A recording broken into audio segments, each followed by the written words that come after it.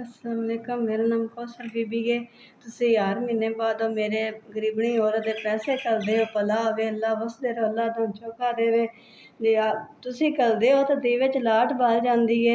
मेरे बच्चे भी, मैं भी बड़ियां दुआवां दा अर्ज करने, जितनियां खरियां उतनियां थोड़ियां ने जी। अल्लाह तुसी आबाद रहो, अल्लाह जी तुहानू चोखा देवे जी। इतने नदियां च पानी है जी, भला होवे जी। 10वें महीने की 2 तरीक है जी। तुसा मोहन 10,000 रुपया घाल दिता मेरे बच्चों दे, भला होवे, अल्लाह वसदे रहो जी।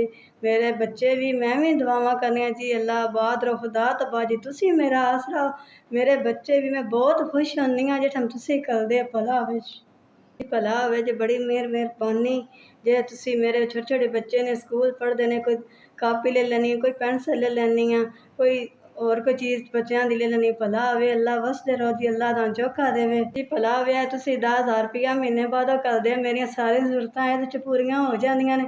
मैं बहुत ज़्यादा तुहाडे तो खुश हां जी। अल्लाह भला होवे जे, अल्लाह तुहाडे बच्चे जिउं तुसी मेरेयां बच्चेआं वास्ते, अल्लाह तुहाडे बच्चेआं नूं तंदरुस्ती देवे जी। अल्लाह तुहानू, तुसी वसदे रहो, गरीबनी औरत दी मदद करदे, अल्लाह तुसी वसदे रहो, अल्लाह तुहाडा कामयाब करे।